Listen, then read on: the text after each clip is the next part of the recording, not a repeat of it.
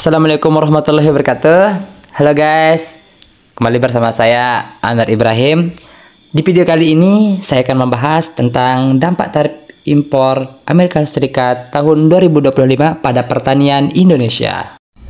Pada awal tahun 2025, Amerika Serikat memberlakukan tarif impor sebesar 32% terhadap barang dan jasa yang masuk dari Indonesia. Kebijakan ini menimbulkan dampak signifikan terutama bagi sektor pertanian Indonesia yang merupakan salah satu pilar utama perekonomian nasional. Video ini bertujuan untuk menganalisis dampak kebijakan tarif tersebut terhadap sektor pertanian serta implikasinya terhadap indikator makroekonomi nasional seperti pertumbuhan ekonomi, neraca perdagangan, nilai tukar, dan pendapatan petani. Selain itu, video ini juga akan memberikan rekomendasi kebijakan makroekonomi yang dapat diambil pemerintah Indonesia untuk mengurangi dampak negatif kebijakan tersebut dan menjaga daya saing sektor pertanian nasional. Sebelumnya, kalian pasti bertanya-tanya, apa sih tarif impor itu? Sini saya jelasin. Tarif impor adalah pajak yang dikenakan oleh pemerintah pada barang-barang impor yang masuk ke dalam negeri. Tarif impor juga sering dikenal sebagai bea masuk atau bea pajak impor, teman-teman. Tarif impor memiliki beberapa tujuan, seperti melindungi industri domestik, meningkatkan pendapatan negara, dan mengatur perdagangan internasional. Mengapa sih tarif impor itu penting? Tarif impor penting karena beberapa alasan. Yang pertama, yaitu melindungi industri domestik. Tarif impor dapat membantu melindungi industri domestik dari persaingan asing yang tidak adil. Dengan menggunakan tarif impor, pemerintah dapat membuat harga barang impor lebih mahal dan memberikan kesempatan kepada industri domestik untuk bersaing. Yang kedua, untuk meningkatkan pendapatan negara. Tarif impor dapat menjaga sumber pendapatan bagi negara. Pemerintah dapat menggunakan pendapatan dari tarif impor untuk biayai program-program pembangunan dan meningkatkan kesejahteraan masyarakat. Yang ketiga, untuk mengatur perdagangan internasional. Tarif impor dapat digunakan sebagai alat untuk mengatur perdagangan internasional. Pemerintah dapat menggunakan tarif impor untuk mempengaruhi jumlah dan jenis barang yang diimpor, serta untuk melindungi kepentingan nasional.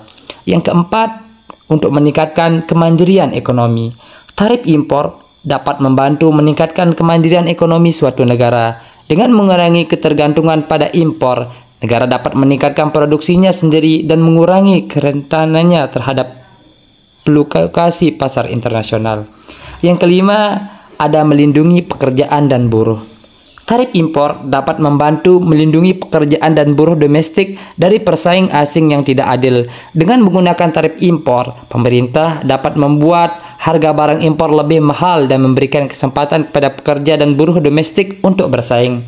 Dengan demikian, tarif impor dapat menjadi alat yang efektif untuk melindungi kepentingan nasional dan meningkatkan kesejahteraan masyarakat. Yang terlintas di pikiran kalian pasti, apa sih manfaat utama tarif impor? Pasti kalian bertanya mengenai hal itu. Sini Miming jelasin juga. Yang pertama, perlindungan industri domestik. Tarif impor membantu melindungi industri domestik dari persaingan asing yang tidak adil dengan membuat harga barang impor lebih mahal. Yang kedua, pendapatan negara. Tarif impor menjadi sumber pendapatan bagi negara yang dapat digunakan untuk membiayai program-program pembangunan. Yang ketiga, pengaturan perdagangan. Tarif impor digunakan sebagai alat untuk mengatur perdagangan internasional dan melindungi kepentingan nasional. Yang keempat, meningkatkan kemandirian ekonomi. Tarif impor membantu meningkatkan kemandirian ekonomi suatu negara dengan mengurangi ketergantungan pada impor. Yang kelima, kesempatan bersaing yang adil. Tarif impor memberikan kesempatan bersaing yang adil bagi industri domestik dengan membuat harga barang impor lebih kompetitif. Dengan demikian, tarif impor dapat menjadi alat yang efektif untuk melindungi dan meningkatkan perekonomian suatu negara. Sektor pertanian Indonesia dapat mengalami dampak signifikan akibat penerapan tarif ekspor. Berikut adalah analisis berdasarkan skenario yang diberikan. Yang pertama ada pratarif. Sebelum penerapan tarif, sektor pertanian Indonesia mengalami pertumbuhan stabil dengan meningkatkan ekspor yang signifikan. Hal ini disebabkan oleh beberapa faktor seperti kebijakan ekspor yang efektif, peningkatan kualitas produk, pengembangan infrastruktur pendukung ekspor, dan promosi ekspor melalui berbagai kegiatan. Setelahnya ada setelah tarif. Setelah penerapan tarif, sektor pertanian Indonesia mungkin mengalami penurunan ekspor dan kenaikan harga produksi. Dampak negatif ini dapat disebabkan oleh penurunan daya saing produk Indonesia di pasar internasional, kenaikan biaya produksi akibat tarif, dan penurunan permintaan produk Indonesia. Setelah itu ada adaptasi.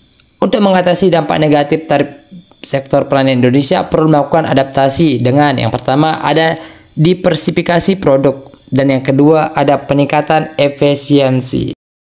Tantangan implementasi tarif. Implementasi tarif dapat menimbulkan beberapa tantangan bagi sektor pertanian Indonesia. Antara lain, yang pertama ada tekanan harga dan biaya produksi. Yang kedua ada akses pasar yang terbatas. Ketiga ada ketergantungan pada input dan impor. Solusi yang dapat dilakukan, yang pertama ada meningkatkan efisiensi produk dan mengurangi ketergantungan pada input impor, diversifikasi produk dan peningkatan nilai tambah, meningkatkan akses pasar melalui perjalanan perdagangan internasional, dan meningkatkan kualitas dan standar produk untuk meningkatkan daya saing. Dengan demikian, sektor pertanian Indonesia dapat mengatasi tantangan implementasi tarif dan meningkatkan daya saing di pasar internasional. Bagi menghadapi tantangan tarif, berikut beberapa strategi yang dapat dilakukan untuk menghadapi tantangan tarif. Yang pertama ada inovasi teknologi. Pengembangan benih unggul dapat meningkatkan produksi dan kualitas tanam. Yang kedua, diversifikasi produk. Ekspansi komoditas non-tradisional untuk meningkatkan variasi produk dan mengurangi ketergantungan pada produk tertentu. Yang ketiga, ada kerjasama internasional. Negosiasi kembali tarif untuk mengurangi dampak negatif tarif pada perdagangan. Dengan demikian, sektor pertanian Indonesia dapat meningkatkan daya saing dan mengurangi dampak negatif tarif. Jadi, kesimpulan dan langkah selanjutnya, penerapan tarif impor dapat memiliki dampak signifikan pada sektor pertanian Indonesia, baik positif maupun negatif. Oleh karena itu, perlu dilakukan analisis yang cermat dan strategi yang tepat untuk mengoptimalkan manfaat dan mengurangi dampak negatif. Langkah selanjutnya yang pertama ada intensif dukungan. Memberikan bantu kepada petani untuk adaptasi dan penerapan teknologi baru. Yang kedua ada negosiasi tarif. Mengupayakan perjanjian perdagangan yang lebih menguntungkan untuk mengurangi dampak negatif tarif. Yang ketiga ada monitor dampak. Melakukan evaluasi berkala terhadap efek makroekonomi dari penerapan tarif untuk memastikan bahwa kebijakan tersebut efektif dan tidak menimbulkan dampak negatif yang signifikan.